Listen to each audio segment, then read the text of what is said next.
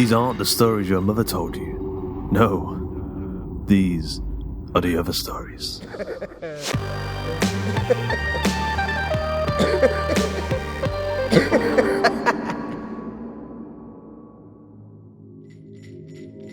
Hello listeners, welcome to Christmas.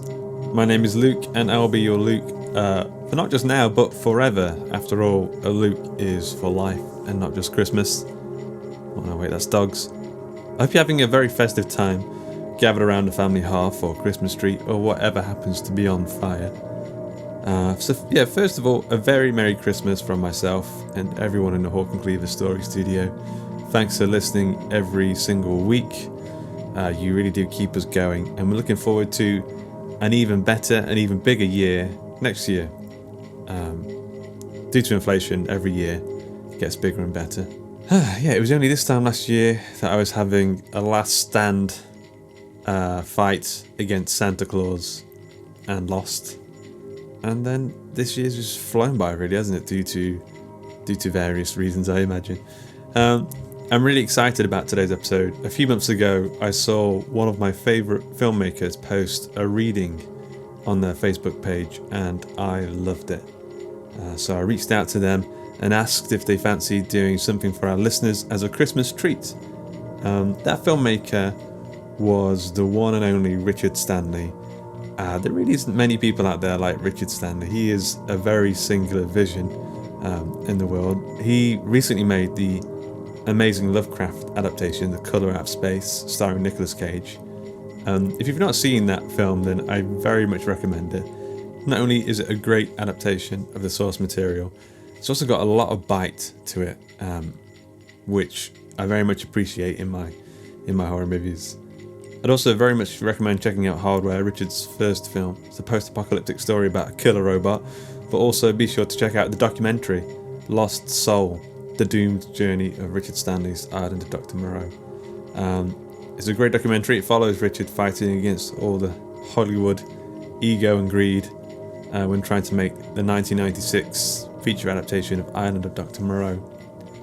So Richard has very kindly narrated a H.P. Lovecraft story for us today. The story is The Festival. Seems timely. When asked about his love for Lovecraft, he said he just wants to pay something back to the work that accompanied him growing up, which is very, very admirable.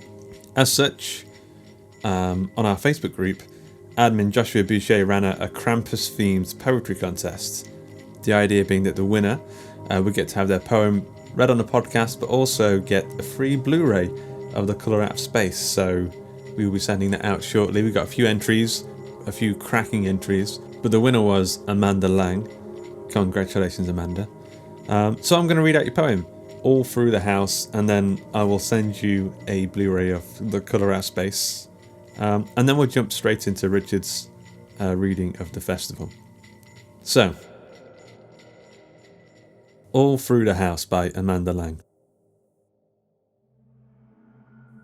In the dark before Christmas, in a small troubled house, the sound most unjolly stirs the little boy, Mouse. He slinks to the chimney in his stockinged and cries, "Please, Daddy, stop, before Mummy dies." More rapid than demons, Daddy reddens and whirls, still gripping her collar as cold fury unfurls. "Get back in your bed if you know what's good for you, and keep your eyes closed or Santa will gore you." Mouse runs for his covers, hides there beneath. He curls up fetal, but his ears have no sheath. In the family room, ornaments crash and they clatter. The tree smashes down, milk and cookies they shatter. Squeezing his eyes tight, Mouse prays and he prays, "Please, Jesus, please, Santa, take Daddy away." Inside, Mummy wails, braving blow after blow. Outside, the wind shrieks through the fresh fallen snow. Then what to his terrified awe does Mouse hear? Thunder and sleigh bells, a laugh arctic severe. Hooves strike the roof with such jingling violence that all through the house there's a heartbeat of silence. Then high in the chimney clangs a bone-chilling sound of chains and sharp metal, a brute climbing down. A blizzard of whispers, disembodied dark elves, blows through the hallways, rattles the shelves. Mummy, she gasps as their visitor rises, and Daddy discovers what his Christmas surprise is. He roars and he curses as hooves cross the floor. Who the hell Then Daddy yells no more. Thrashing and gurgling, begging like the meek, Daddy sounds smaller, poor Mummy, she shrieks. A crack like a wishbone, rending snap heard from bed. Now our sweet trembling mouse has much less to dread. Slump and a bump, something limp hits the floor, then their Christmas Eve visitor starts to explore. Jangling hooves find his doorway, a beast of an elf, and little mouse whimpers in spite of himself. Fey footsteps trump closer, mouse doesn't dare peep, afraid to be gored in the place where he sleeps. Icy hands beneath covers go straight to their work, removing his stockings with a tug and a jerk. As mouse swallows his breath in his wondering heart, past blankets and eyelids a horned shadow departs. Quick receding like nightmares, no more jolly to shed, their guests crashes up chimney, mouse tiptoes from bed. Out front, lumpy stockings hang near the hearth, and the lights they all shine with a glistening mirth. Mummy sits dazed, red coat warming her shoulders. She straightens and sobs. We're safe, mouse. It's over. Chasing wet footprints, mouse peers up past the spit, at bricks cracked and bloody where Daddy didn't quite fit. They meet at the window and peek past the sash, just as the sky opens up like a gash. From the slit spews a hurricane of serpents and ice to swallow all those who refuse to be nice. In his sleigh, the 8 creatures with coal blazing eyes, their visitor whistles then starts to rise. Up past the housetops he laughs and he soars, with a sleigh full of daddies trailing twinkling gore, and the 2 they hug closer as he slashes from sight, awaiting a morning both silent and bright.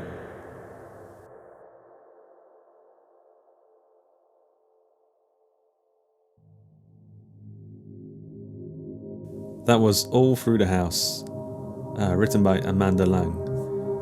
That was a great poem. Congratulations, Amanda. And next up, without further ado, here is The Festival, written by H.P. Lovecraft and narrated by Richard Stanley.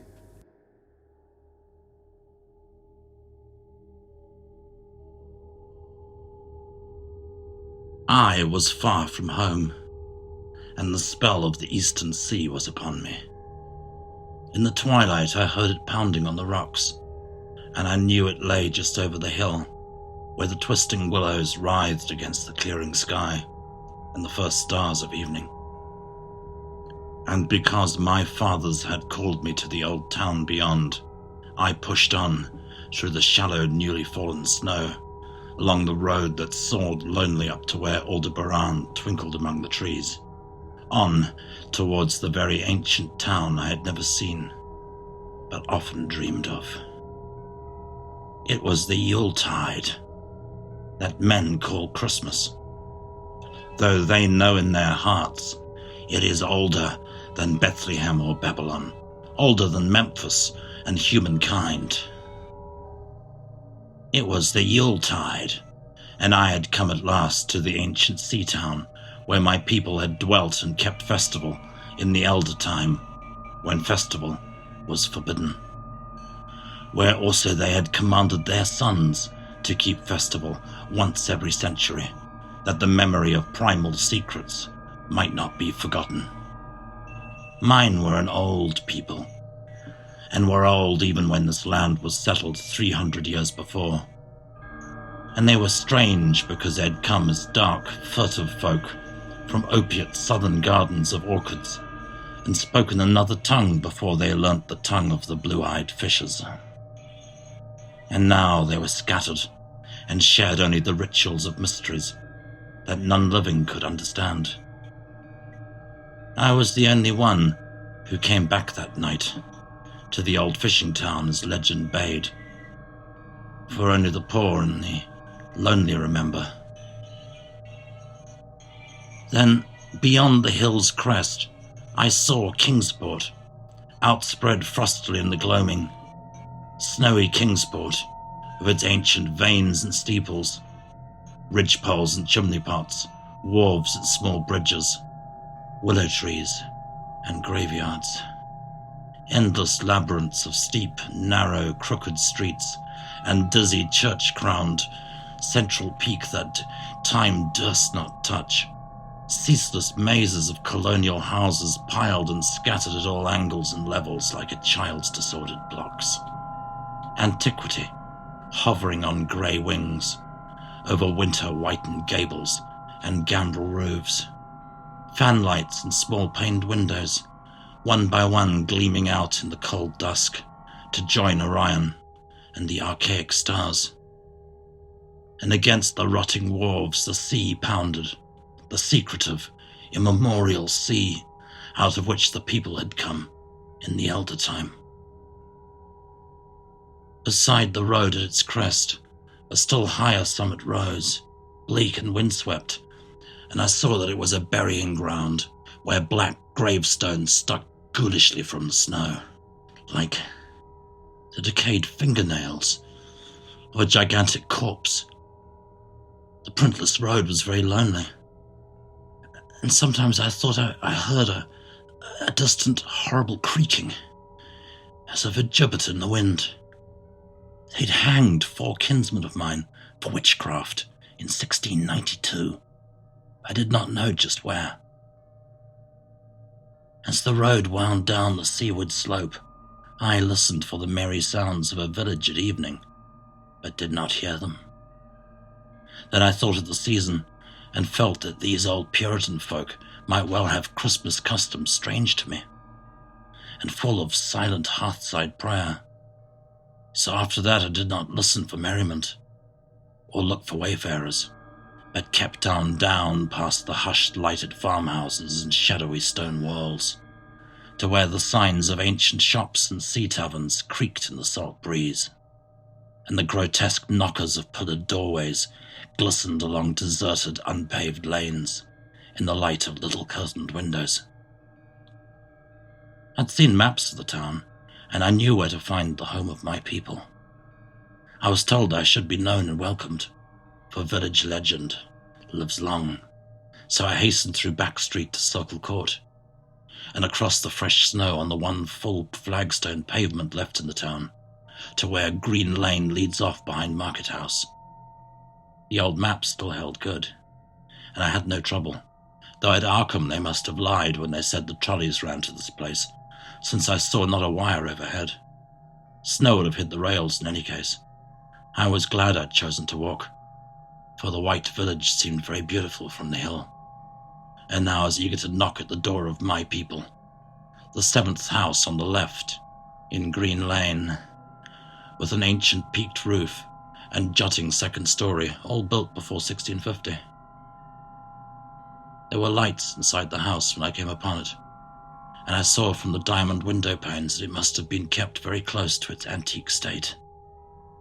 The upper part overhung the narrow grass-grown street and nearly met the overhanging part of the house opposite, so I was almost in a tunnel, with the low stone doorstep wholly free from snow. There was no sidewalk, but many houses had high doors reached by double flights of steps of iron railings. It was an odd scene, and because I was strange to New England, I'd never known its like before. Though it pleased me, I would have relished it better if there'd been footprints in the snow, or people in the streets, and a few windows without drawn curtains. When I sounded the archaic iron knocker, I was half afraid. Some fear had been gathering in me, perhaps because of the strangeness of my heritage, and the bleakness of the evening, and the queerness of the silence in that aged town of curious customs. And when my knock was answered, I was fully afraid, because I had not heard any footsteps before the door creaked open. But I was not afraid long, for the gowned, slippered old man in the doorway had a bland face that reassured me, and though he made signs that he was dumb, he wrote a quaint and ancient welcome with the stylus and the wax tablet that he carried. He beckoned me into a low candlelit room with massive exposed rafters and dark, stiff, sparse furniture of the 17th century. The past was vivid there, for not an attribute was missing.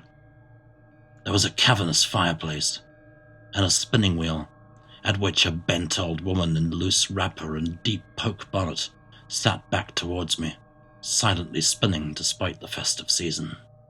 An indefinite dampness seemed to be upon the place, and I marvelled that no fire should be blazing. The high-backed settle facing the row of curtained windows to the left seemed to be occupied, though I was not sure. I did not like everything about what I saw, and felt again the fear I'd had. This fear grew stronger from what I had before lessened it, for the more I looked at the old man's bland face, the more its very blandness terrified me. The eyes never moved, and the skin was too much like wax. Finally, I was sure it wasn't a face at all, but a fiendishly cunning mask. But the flabby hands, curiously gloved, wrote genially on the tablet, and told me I must wait a while before I could be led to the place of the festival.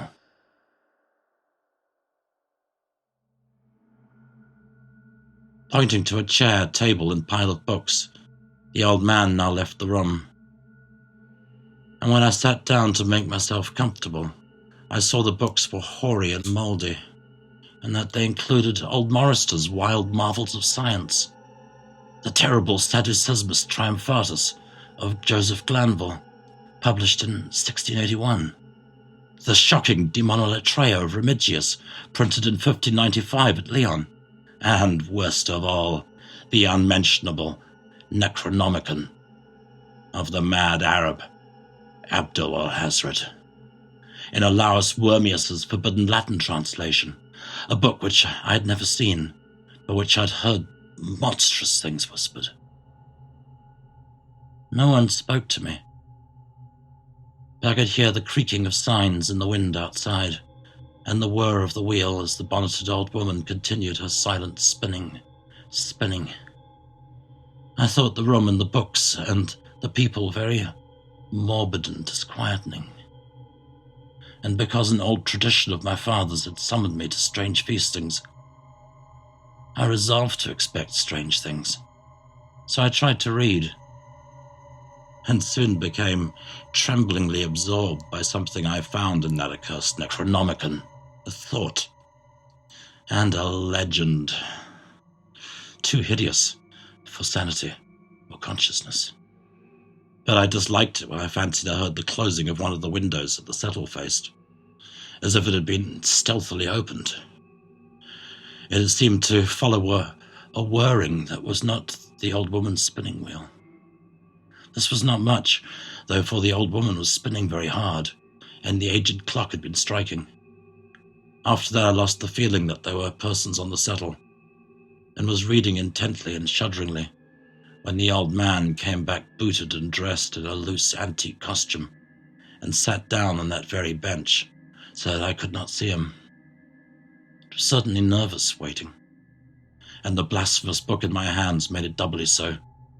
When 11 struck, however, the old man stood up, glided to a massive carved chest in the corner, and got out 2 hooded cloaks, one of which he donned, and the other of which he draped around the old woman, who was ceasing her monotonous spinning. Then they both started for the outer door, the woman lamely creeping, and the old man, after picking up the very book I'd been reading, beckoning me as he drew his hood over that unmoving face or mask.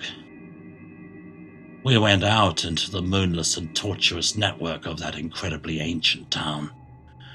Went out as the lights in the curtained windows disappeared one by one, and the dog star leered at the throng of the cowled, cloaked figures that poured silently from every doorway, and formed monstrous processions up the street and that, past the creaking signs and antediluvian gables, the thatched roofs and diamond-paned windows, threading precipitous lanes where decaying houses overlapped and crumbled together, gliding across open courts and churchyards where the bobbing lanterns made eldritch, drunken constellations.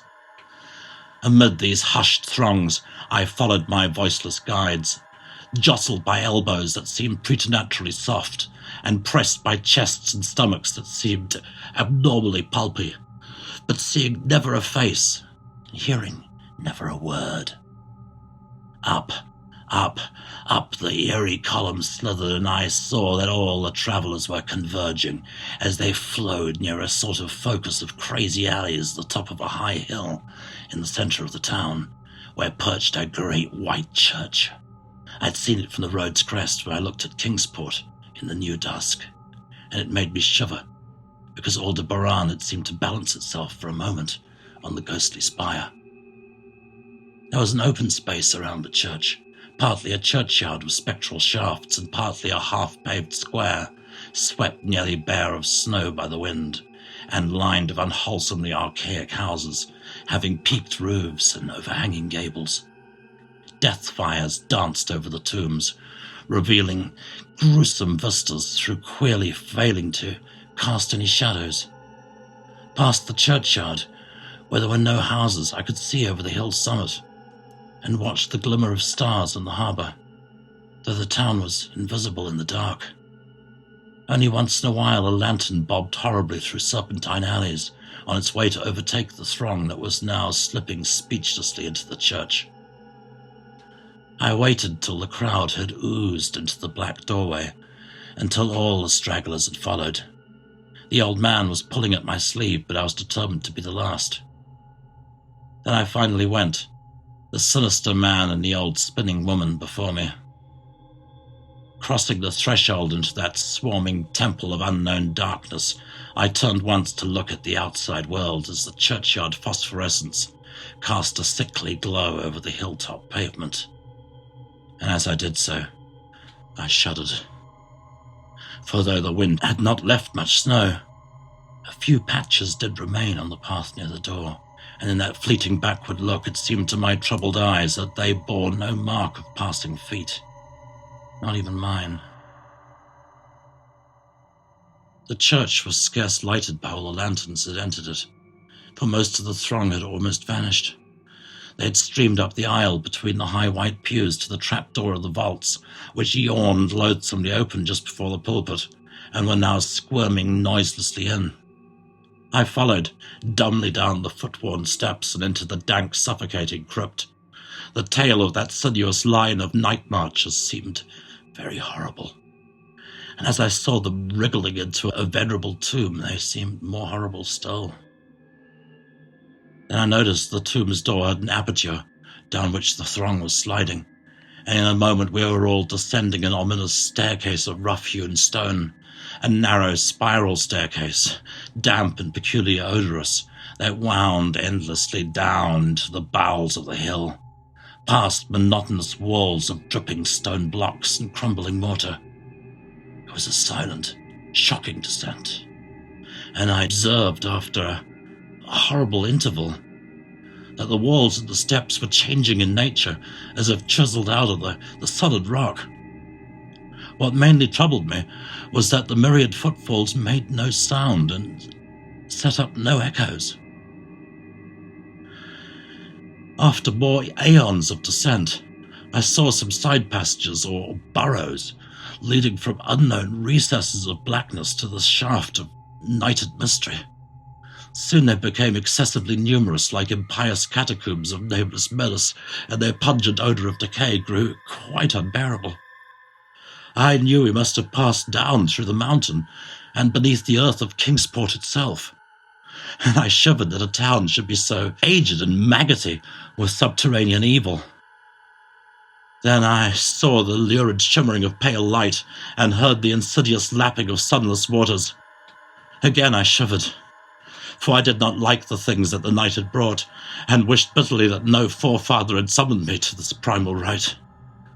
As the steps in the passage grew broader, I heard another sound, the thin, whining mockery of a feeble flute, and suddenly there spread out before me the boundless vista of an inner world. A vast fungus shore, lit by a belching column of thick greenish flame, and washed by a wide oily river that flowed from abysses frightful and unsuspected to join the blackest gulfs of immemorial ocean. Fainting and gasping, I looked at that unhallowed Erebus of titan toadstools, leprous fire, and slimy water, and saw the cloaked throngs forming a semicircle around the blazing pillar. It was the Yule Rite, older than mankind and fated to survive him, the primal rite of the solstice and of spring's promise beyond the snows. The rite of fire and evergreen, the new green leaves, light and music, and in the Stygian grotto I saw them do the rite, and adore the sickly pillar of flame, and throw into the water handfuls gouged out from the vegetation that glittered green in the chlorotic glare.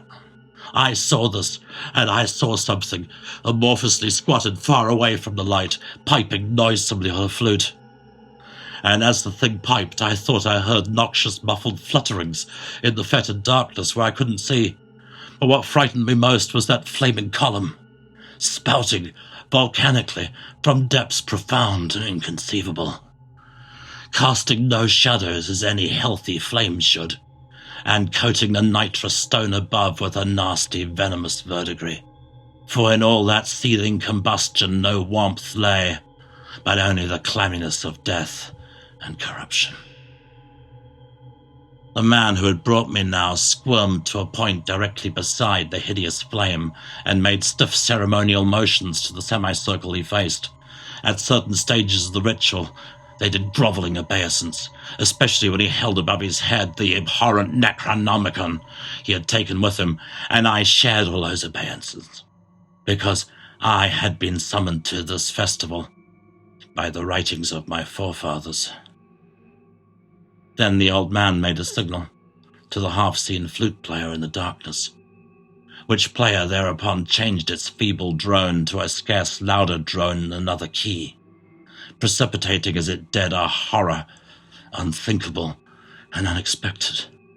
At this horror I sank nearly to the lichened earth, transfixed with a dread not of this nor any world, but only of the spaces between the stars. Out of the unimaginable blackness, beyond the gangrenous glare of that cold flame, out of the Tartarian leagues through which that oily river rolled uncannily, unheard and unsuspected, there flopped rhythmically a horde of tame, trained, hybrid winged things that no sound eye could ever wholly grasp or sound brain ever wholly remember. They were not altogether crows, nor moles, nor buzzards, nor ants, nor vampire bats, nor decomposed human beings, but something I cannot or must not recall. They flopped limply along, half of webbed feet and half of their membranous wings, and as they reached the throng of celebrants, the cowled figures seized and mounted them, and rode off, one by one, along the reaches of that unlighted river, into pits and galleries of panic, where poisoned springs feed frightful and undiscoverable cataracts. The old spinning woman had gone with the throng, and the old man remained only because I had refused when he motioned me to seize an animal and ride like the rest. I saw when I staggered to my feet that the amorphous flute player had rolled out of sight, but that two of the beasts were patiently standing by. As I hung back, the old man produced his stylus and tablet, and wrote that he was the true deputy of my fathers, who had founded the Yule worship in this ancient place, that it had been decreed that I should come back, and that the most secret mysteries were yet to be performed. He wrote this in a very ancient hand, and when I hesitated, he pulled from his loose robe a seal ring and a watch, both of my family arms, to prove that he was what he said. But it was a hideous proof, because I knew from old papers that that watch had been buried of my great-great-great-great-grandfather in 1698. Presently, the old man drew back his hood and pointed to the family resemblance in his face, but I only shuddered, because I was sure that the face was merely a devilish waxen mask. The flopping animals were now scratching restlessly at the lichens, and I saw that the old man was nearly as restless himself. When one of the things began to waddle and edge away, he turned quickly to stop it, so that the suddenness of his motion dislodged the waxen mask from what should have been his head. And then, because that nightmare's position barred me from the stone staircase down which we had come, I flung myself into the oily underground river that bubbled somewhere to the caves of the sea, flung myself into that putrescent juice of the earth's inner horrors before the madness of my screams could bring down upon me all the charnel legions those pest gulfs might conceal.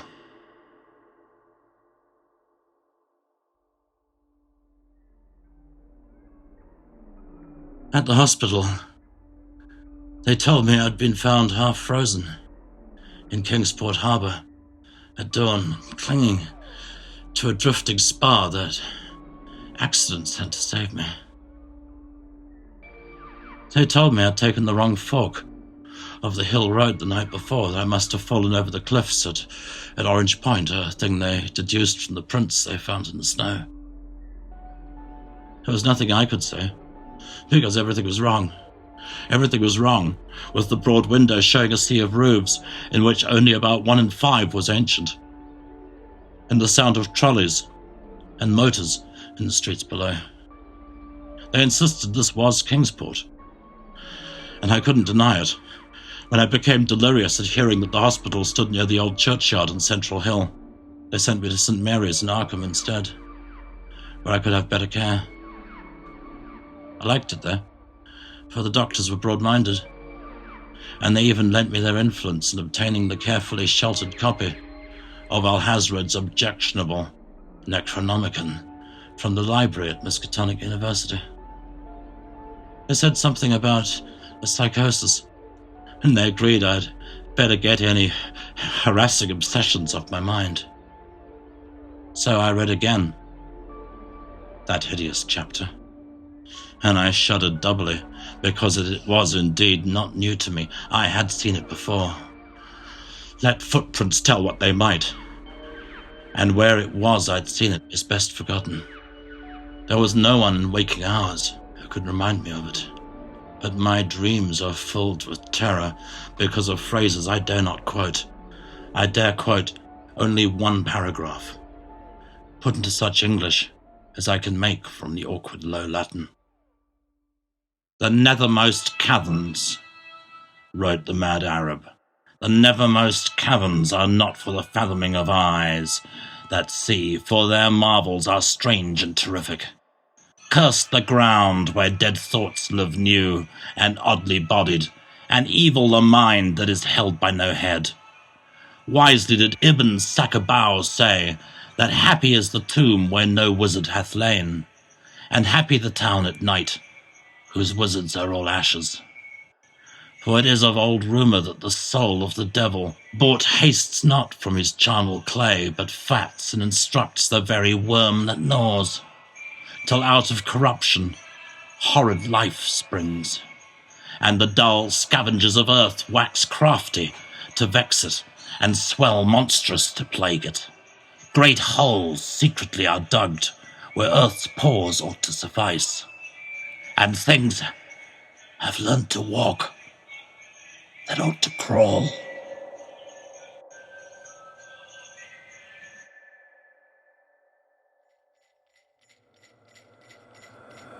Thanks very much for listening to today's episode of the podcast, and thanks again to everyone involved. One last time, a big Merry Christmas from everybody at the H&C studio. All Through the House was written by Amanda Lang and narrated by Luke Condor. Hey, that's me. And The Festival was written by H.P. Lovecraft and narrated by Richard Stanley.